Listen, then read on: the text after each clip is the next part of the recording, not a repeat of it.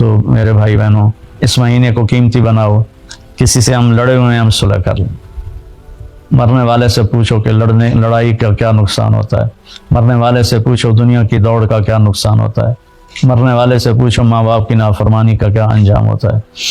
امام بخاری رحمۃ اللہ علیہ نے ایک واقعہ نقل کیا ہے کہ ایک گاؤں میں ایک نوجوان کو دفن کیا گیا، تو عصر کے بعد اس کی قبر پھٹتی اور وہ قبر سے نکلتا، اور اس کا چہرہ گدھے کا ہوتا تھا، اور وہ 3 دفعہ گدھے کی آواز نکالتا تھا، پھر وہ قبر میں گرتا تھا، قبر مل جاتی تھی۔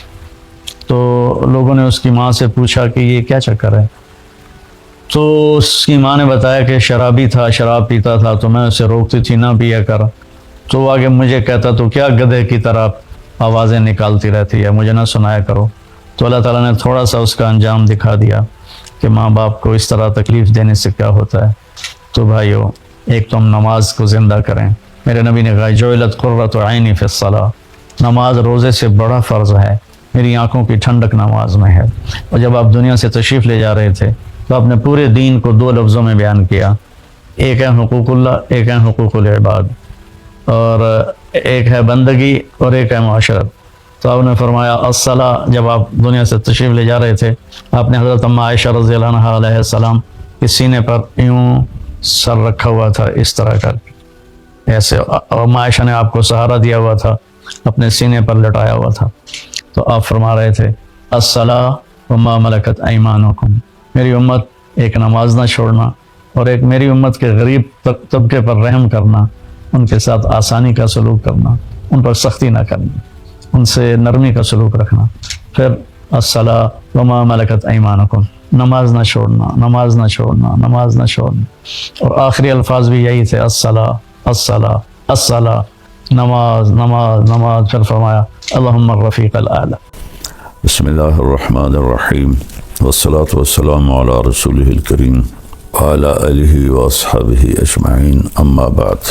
اللہ تعالیٰ نے انسانوں کے ہدایت کے لیے اور ان کو سیدھے راستے پر ڈالنے کے لیے 1,24,000 انبیاء کو بھیجا۔ ثم ارسلنا رسلنا تترا، پھر ہم نے اوپر نیچے رسولوں کو بھیجا، چونکہ انسان اپنی عقل سے موت کے بعد کیا ہونے والا ہے یہ آج تک نہیں جان سکا۔ تو یہ پردے کے پیچھے جو نظام ہے، جو زندگی ہے، وہ اللہ انبیاء کو بتاتا بھی ہے، دکھاتا بھی ہے، اور اس میں کامیاب کیسے ہونا ہے یہ طریقہ بھی بتاتا ہے۔ ابو ذر رضی اللہ تعالیٰ عنہ کو حضرت عثمان رضی اللہ تعالیٰ عنہ نے ایک ویران جگہ ربضہ تھی وہاں بھیج دیا تھا۔ وہ حج کے دنوں میں راستہ عراق سے لوگ جو حاجی آتے تھے تو شارٹ کٹ کے طور پر مکہ جاتے ہوئے ربضہ سے گزرتے تھے، باقی سارا سال وہ راستہ ویران رہتا تھا۔ تو وہ اپنی بیوی، بیٹی اور خود 3 افراد کے ساتھ وہاں جا کے قیام فرما لیا۔ ان کی موت کا وقت آ گیا تو ان کی بیگم کہنے لگی اب ہم اس ویرانے میں ہیں، میں بوڑھی عورت، یہ چھوٹی بچی، تجھے غسل کون دے گا، تجھے کفن کون دے گا، تیرا جنازہ کون پڑھے گا، تیری قبر کون کھودے گا، تجھے قبر میں اتارے گا کون؟ سبحان اللہ۔ کہنے لگے اللہ کی بندی، ما کذبت وما کذبت، نہ میں تمہیں جھوٹ بول رہا ہوں نہ کہنے والا کبھی جھوٹ بولتا تھا۔ میں ایک مجلس میں تھا اور میرے نبی پاک صلی اللہ علیہ وسلم نے فرمایا تھا اس مجلس میں ایک شخص ایسا ہے جو اکیلا رہے گا، اکیلا مرے گا، اکیلا قیامت کے دن اٹھے گا، اور اس کا جنازہ مسلمانوں کی ایک جماعت پڑھے گی۔ اور میں نے دیکھا کہ اس مجلس کے جتنے ساتھی تھے وہ مجھ سے پہلے مر گئے اور شہروں میں مر گئے، میں اکیلا رہ گیا ہوں اس جنگل میں، تو مجھے یقین ہے کوئی میرا جنازہ پڑھنے آئے گا۔ وہ کہنے لگے انا وقد انقطع الحاج، لگی ابو ذر یہ کیسے ہوگا، اب تو حج بھی کوئی نہیں ہے کہ حج کے قافلے گزریں اور کوئی تیرا جنازہ پڑھ دیں۔ فرمانے لگے کہنے والا بہت سچا ہے، یہ یقین کر لو۔ کتنی عام بات ہو گئی ہے، جھوٹ کے بغیر تو تجارت نہیں چلتی، جھوٹ کے بغیر تو کام نہیں چلتا، سود کے بغیر تو بڑا کام نہیں ہو سکتا۔ کتنا بڑا ہم نے اللہ کے نبی کی بات کو ٹھکرا کے رکھ لیا۔ میرے نبی نے فرمایا کہ جھوٹ الصدق ینجی والکذب یہلک، جھوٹ ہلاک کر دیتا ہے، سچ کامیاب کر دیتا ہے۔ سود سے اللہ مال گھٹاتا ہے اور صدقے سے اللہ مال بڑھاتا ہے۔ کہنے لگے جا راستے پر بیٹھ، کوئی آئے گا۔ تو وہ جا کے بیچاری، انہوں نے کہا چلو بوڑھا آدمی ہے۔ فرمایا کیا ہوا؟ کہ کوئی بھی نہیں آیا، اللہ کے بندے آئے گا بھی کوئی نہیں۔ اچھا، اگلا دن گزرا، اگلا دن آیا، فرمایا کہ بیگم جاؤ اور راستے پہ بیٹھ جاؤ۔ کہنے لگی وہ راستے میں ریت کے سوا کچھ نہیں ہے۔ کہا تو جا تو صحیح۔ وہ جا کے بیٹھ گئی، کوئی بھی نہیں گزرا۔ شام کو واپس آئیں، کہنے لگی کوئی بھی نہیں گزرا۔ تیسرا دن آیا اور آپ کو اپنی موت کی آہٹ محسوس ہوئی۔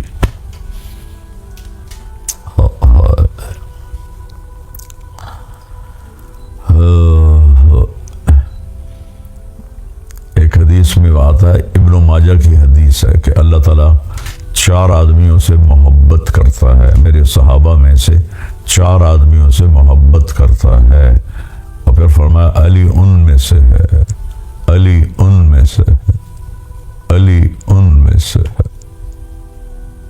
سبحان اللہ۔ پھر فرمایا ابو ذر، مقداد اور سلمان، ان 4 سے میرے اللہ نے مجھے کہا ہے میں پیار کرتا ہوں۔ 3 دفعہ فرمایا علی ان میں سے ہے، علی ان میں سے ہے، علی ان میں سے ہے۔ آگے چل کے امت نے بے وفائی کرنی تھی، آپ نے ایک دفعہ فرمایا بھی سی علی میرے بعد امت تجھ سے بے وفائی کرے گی، کیا کرو گے؟ انہوں نے عرض کی یا رسول اللہ میرا دین سلامت رہے گا؟ کہنے لگے ہاں تیرا دین تو سلامت رہے گا۔ کہا پھر مجھے کوئی پرواہ نہیں ہے۔ اور پھر اپنے ساتھیوں کی بے وفائیوں سے اتنا دکھی ہوئے کہ فجر کی نماز پڑھ کے مصلی پر بیٹھتے تھے، داڑھی کو ایسے پکڑتے تھے، فرماتے تو کب رنگین ہوگی، تو کب رنگین ہوگی، تو کب رنگین ہوگی۔ ایک دفعہ آپ بہت بیمار ہوئے تو عرض کی یا رسول اللہ مجھے تو لگتا ہے کہ میری موت کا وقت آ گیا ہے۔ تو آپ نے فرمایا علی نہیں ابھی نہیں، تو اس دن مرے گا۔ آپ نے اپنا ہاتھ ایسے رکھا، جب تیرے اس سر کے خون سے ہاتھ نیچے لائے تیری یہ داڑھی رنگین ہوگی تو اس دن مرے گا، تو اس سے پہلے نہیں مرے گا۔ تو پھر وہ حدیث یاد کر کے ایسے داڑھی پکڑتے اور کہتے تو کب رنگین ہوگی، تو کب رنگین ہوگی۔ کہ آپ کے جو تھے ماننے ساتھی وہ انتہائی بے وفا تھے۔ مصر پر معاویہ بن خدیج رضی اللہ تعالیٰ عنہ نے امیر معاویہ رضی اللہ عنہ کی طرف سے حملہ کیا اور اس پہ قبضہ کر لیا، اور حضرت ابوبکر کے بیٹے محمد بن ابی بکر کو قتل کر کے ان کی لاش کو گدھے کی کھال میں لپیٹ کے آگ لگا دی۔ حضرت علی رضی اللہ تعالیٰ عنہ انتہائی غمگین ہوئے اور حکم دیا کہ نکلو ان کے خلاف جہاد کے لیے، اور آپ خود نکلے اور خیمہ کوفے کے باہر لگا کے آپ نے وہاں قیام کیا۔ صبح اٹھے تو ایک آدمی بھی نہیں آیا ہوا تھا، ایک آدمی بھی نہیں آیا ہوا تھا، اور کوفہ مرکز تھا آپ کے محبت کرنے والوں کے۔ تو انتہائی دل برداشتہ ہو کر پھر واپس چلے گئے اپنے گھر۔ تو اس لیے 3 دفعہ کہا 4 آدمیوں سے اللہ پیار کرتا ہے، اور علی ان میں سے ہے، علی ان میں سے ہے، علی ان میں سے ہے۔ اور ابو زر بھی ان میں سے ہے، مقداد بھی ان میں سے ہے، سلمان بھی ان میں سے ہے۔ جا جب تیسرا دن آیا تو بیٹی سے کہنے لگے بیٹی بکرا ذبح کر اور کھانا تیار کر، آج مہمان آئیں گے میرا جنازہ پڑھنے۔ اللہ اکبر، اللہ اکبر، ایسا یقین اللہ کے نبی کی بات پر۔ اور ہم کیسے اپنے محبوب، ایک تو ہماری نسل کو پتہ ہی نہیں ہمارے نبی کون ہے۔ یہ جو ہمارے انگلش میڈیم سکولز ہیں، ہماری حکومتیں ہیں، انہوں نے نصاب سے نبی کی زندگی نکال کے رکھ دی ہے۔ بچوں کا قصور نہیں ہے، ماں باپ، پہلا قصور ماں باپ کا کہ ظالموں، اگر اسکول میں کچھ نہیں پڑھا رہے تو تم تو پڑھاؤ کہ میرا نبی کیسا تھا۔ اللہ نے فطرت میں رکھ دی ہے نبی کی محبت۔ پرانی بات ہے، میری کمر میں بہت درد ہو گیا تو 2 مہینے میں نے رائمنڈ سے چھٹی کی۔ تو اب میں سوچوں کہ میں وقت کیسے گزاروں، میری زندگی تو اللہ کے فضل سے یوں چلی ہے، اللہ چلاتا رہے، اسی پہ موت آئے۔ اس طرح اللہ نے مجھے گھمایا اپنا نام کے ساتھ۔ تو وہ تنہائی اور بیکاری، طبیعت خراب ہونے لگی۔ چھٹیاں تھیں تو میں نے اپنے فیملی کے سارے بچے، میرے بچے بھی چھوٹے چھوٹے تھے، بہنوں کے بچے بھی چھوٹے چھوٹے تھے، میرے بھائی کے بچے بھی چھوٹے چھوٹے تھے، سب کو میں نے اکٹھا کر لیا اور میں ان میں تعلیم کرواتا۔ یہ فضائل اعمال ہے۔ اب وہ بچے تھے، وہ کہیں مجھے بڑے ابا کہتے تھے، بڑے ابا یہ تو کل بھی سنی تھی۔ تو میں پریشان ہو گیا، بھائی میں کیا کروں، جو میں حدیث شروع کروں، یہ تو کل بھی سنی تھی۔ تو اللہ نے میرے ذہن میں ڈالا، میں نے کہا اچھا اس کو ہم چھوڑتے ہیں، میں آپ کو اپنے نبی کی زندگی سناتا ہوں۔ کہنے لگا ہاں۔ تو میں نے 2 مہینے پورے اللہ کے فضل و کرم کے اپنے نبی کی پوری زندگی سنائی۔ میرے اللہ نے مجھے توفیق دی، میں نے اللہ کے محبوب کی زندگی کو سینے سے لگایا، میں نے اسے پڑھا، میرے اوپر سیرت کی زندگی غالب ہے۔ تو آخری دن جب میں نے اللہ کے نبی کی وفات سنائی کہ ہمارے نبی فوت کیسے ہوئے، تو اس وقت میرے بڑے بھتیجے کی عمر کوئی 5-6 سال تھی، طاہر میاں کا بیٹا زین العابدین، تو اپنی ماں کی گود میں بیٹھا تھا۔ تو جب میں نے یہ بتایا نا تو وہ دھاڑے مار کے رونے لگا۔ 5 سال کے بچے کو تو پتہ بھی نہیں ہوتا نبی کون ہوتا ہے، واللہ وہ دھاڑے مار کے رونے لگا اور ماں سے ایسے لپٹ گیا، ہمارے نبی کیوں فوت ہو گئے، ہمارے نبی کیوں فوت ہو گئے، ہمارے نبی کیوں فوت ہو گئے۔ علی میرا بیٹا ہے، اس کو سب سے پہلے میں 2.5 سال کی عمر میں عمرے پر لے گیا۔ جب اپنی ماں کے ساتھ گیا وہاں ریاض الجنہ میں، ماں سے کہتا ہے ماما میں نے اپنے نبی کو دیکھنا ہے، میں نے اپنے نبی کو دیکھنا ہے۔ والدین نے یہ فطرت اولاد کی مسخ کر دی، تباہ کر دی۔ انگلش بولے، کبھی زبان سے بھی کوئی قوم عروج پاتی ہے۔ چین والوں نے کتنی انگلش سیکھی ہے، جاپان والوں نے کتنی انگلش سیکھی ہے، کوریا والوں نے کتنی انگلش سیکھی ہے۔ کمبخت 100 سال ہمیں غلام بنا کے گئے، اس غلامی سے نکلتے ہی نہیں ہے، نسل جانتی ہی نہیں اللہ کا نبی کون ہے، تو ان کے سامنے زندگی کیسے آئے گی کہ زندگی گزارنے کیا ہے۔ تو پھر وہ بوائے فرینڈ بنائیں گی لڑکیاں، گرل فرینڈ بنائیں گے لڑکے، فحاشی آوارگی کی فضا بنے گی، نشوں پہ لگیں گے۔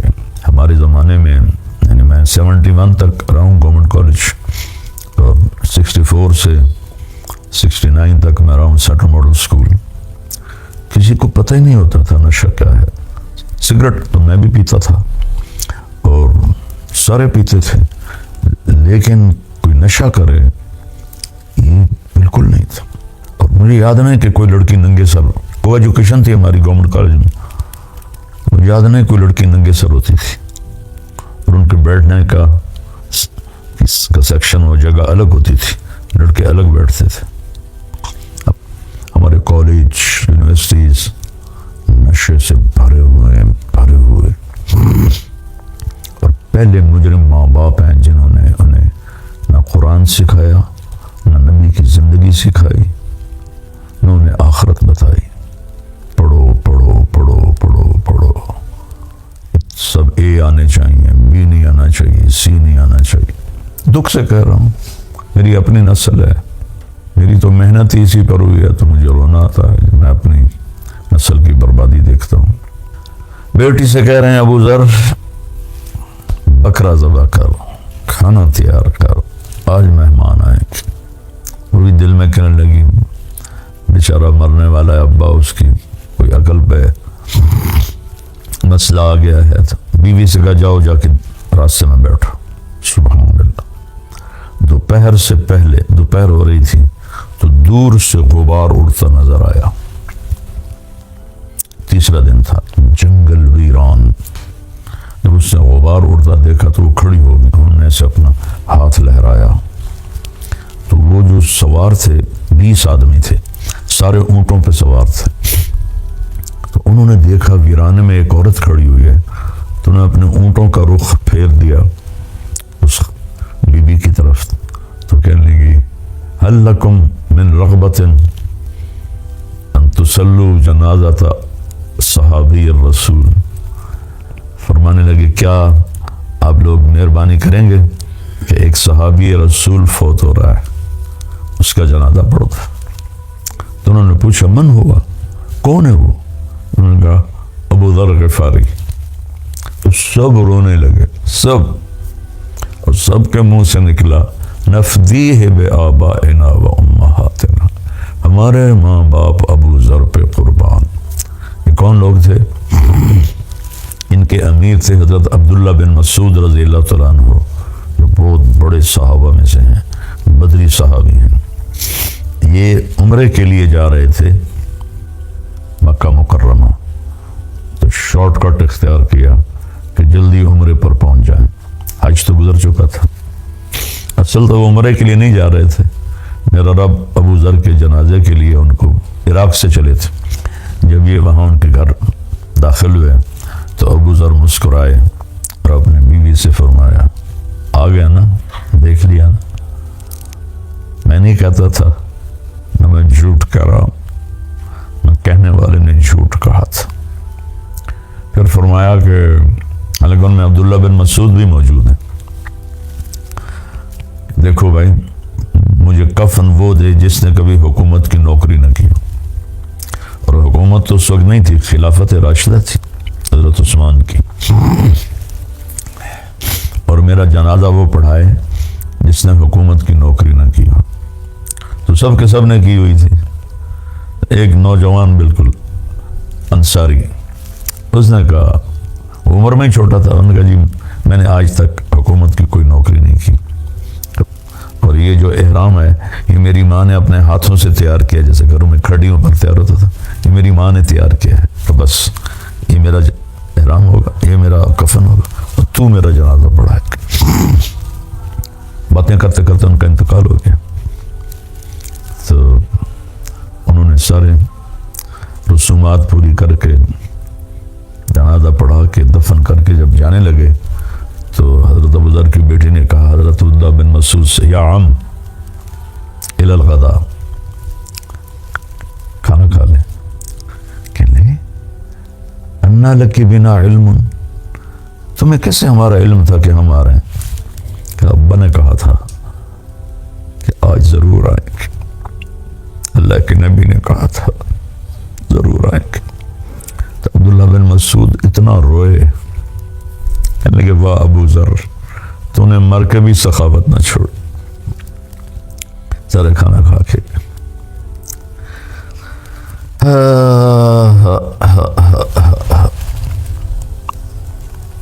بھولی بسری داستانیں رہ گئیں بیٹا.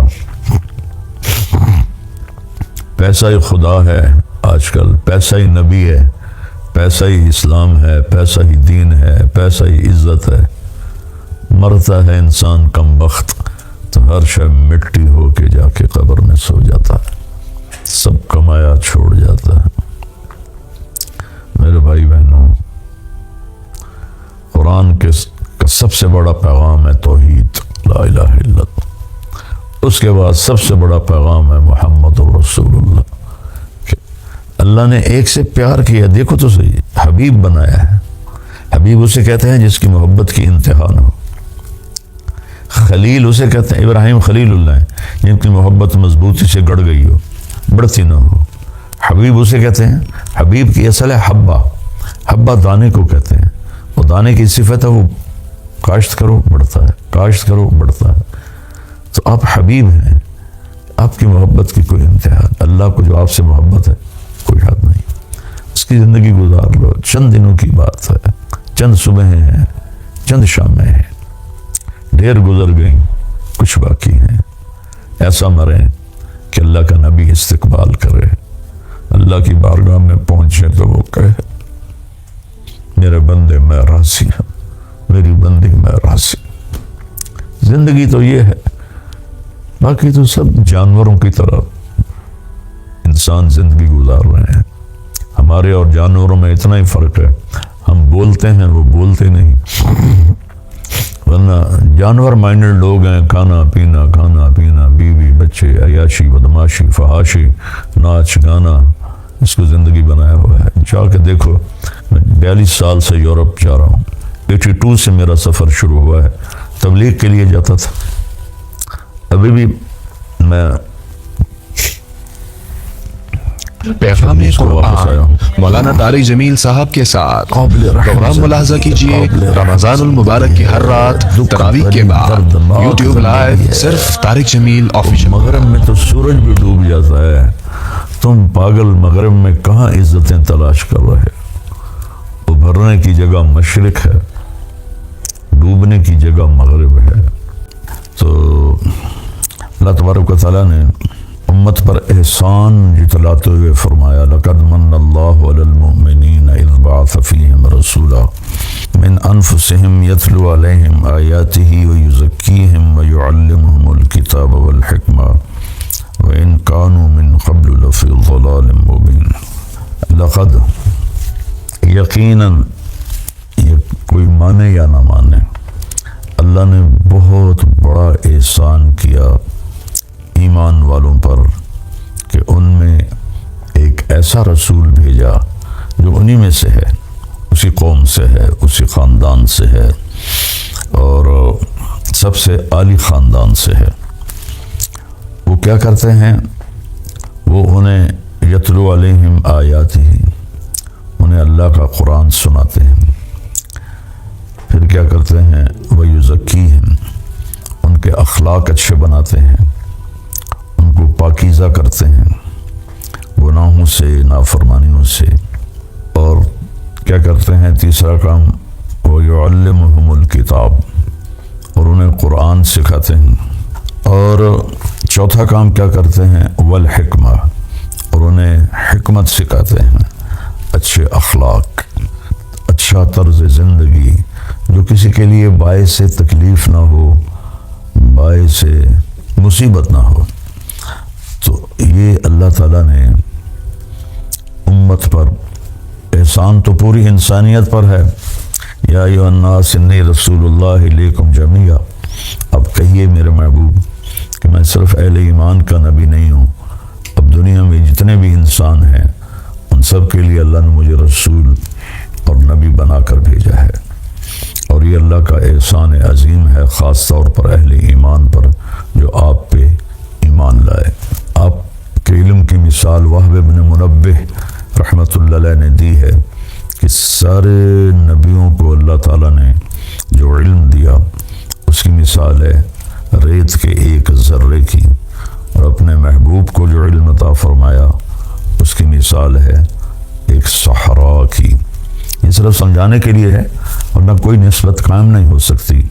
جو ہستی عرشوں پر جا کے اللہ سے ہم کلام ہو جائے، اللہ کی زیارت کر لے، تو ان کے علم کو کہاں سے شروع کریں اور کہاں ختم کریں نہ ناپا جا سکتا ہے نہ تولا جا سکتا ہے۔ ما ينطق عن الهوى ان هو الا وحی یوحی، اس کی زبان سے جو بول نکلتا ہے وہ اللہ کا بول ہوتا ہے۔ ایک صحابی ہیں عبداللہ بن عمر رضی اللہ تعالیٰ عنہ، کہنے لگے یا رسول اللہ میں آپ کی باتیں لکھتا ہوں، کبھی آپ غصے میں ہوتے ہیں؟ اس نے خیال کیا عام لوگوں پر، کبھی آپ غصے میں ہوتے ہیں؟ تو غصے میں، یہ میں اپنی طرف سے کہہ رہا ہوں، انہوں نے نہیں فرمایا، غصے میں انسان اونچ نیچ کا شکار ہو جاتا ہے۔ تو یا رسول اللہ کیا میں اس وقت بھی آپ کی باتیں لکھ لیا کروں؟ تو آپ نے فرمایا اکتب فوالذی نفسی بیدہ لا یخرج من ھذا الا الحق، آپ نے فرمایا ہر حال میں میری باتیں لکھو، اس ذات کی قسم جس کے قبضے میں میری جان ہے۔ پھر آپ نے اپنی زبان باہر نکالی اور اس کو ایسے پکڑا کہ اس زبان سے حق کے سوا کچھ نہیں نکلتا۔ تو اس وقت ہمارے زوال کی ایک بہت بڑی وجہ ہے کہ ہم نے اپنے نبی کی تعلیمات کو بھی چھوڑ دیا، ان کی باتوں کو بھی چھوڑ دیا، ان کی باتوں کا یقین چھوڑ دیا۔ تو میرے رب نے فرمایا لو استفتحونی کل باب جاؤنی من کل طریق لا افتح علیہم الا ان یکونوا وراءک۔ ابن القیم رحمہ اللہ نے اپنی کسی کتاب میں یہ حدیث قدسی نقل کی ہے کہ میرے محبوب آپ پوری دنیا کے انسانوں کو بتا دیں کہ یہ جس دروازے سے بھی آئیں گے، آنے کی کوشش کریں گے نا میرے پاس، میں نے وہ دروازے بند کر دیے ہیں۔ جس راستے سے آنے کی کوشش کریں گے میں نے وہ راستے بند کر دیے ہیں۔ اب میں نے ایک دروازہ کھلا رکھا ہے اور میں نے ایک راستہ کھلا رکھا ہے، وہ ہے آپ کے پیچھے چل کے آ جائیں۔ قل ان کنتم تحبون اللہ فاتبعونی، اگر تمہیں اللہ کو پانا ہے تو پھر میری اتباع کرو، میری شبیہ اختیار کرو، میرے اخلاق عادات اختیار کرو، تو پھر اللہ تم سے راضی ہے۔ اس کے علاوہ وہاں جو خاندانی سکے ہیں وہ نہیں چلتے کہ میں تو شاہ جی ہوں، میں تو قریشی صاحب ہوں، میں تو میاں صاحب ہوں۔ وہاں صرف ایک ہی سکہ چلتا ہے کہ کون جناب رسول اللہ صلی اللہ تبارک و تعالیٰ علیہ وسلم کی مبارک زندگی کو اپناتا ہے اور آپ کی باتوں پر پختہ یقین رکھتا ہے اور ایمان لاتا ہے۔ اور اللہ تعالیٰ نے 10 دفعہ اقیم الصلاۃ اقیم الصلاۃ اقیم الصلاۃ وآتوا الزکاۃ، تو 10-12 دفعہ اللہ نے قرآن میں براہ راست حکم کیا اقیم الصلاۃ وآتوا الزکاۃ۔ اور ادھر اللہ پاک کی رحمت کے دروازے کھلے ہوئے ہیں، اللہ کا عرش پہلے آسمان پر ہے، جنت کے دروازے کھل چکے ہیں، جہنم کے دروازے بند ہو چکے ہیں۔ اور میرے نبی کا فرمان ہے کہ اگر میری امت کو پتہ چل جائے رمضان کیا ہے تو تمنا کریں گے کہ سارا سال ہی رمضان ہو، اتنی اللہ کی رحمت ہوتی۔ اللہ نے فضل فرمایا، صرف 1 مہینے کے لیے ہمیں اللہ تعالیٰ نے اس کا پابند کیا۔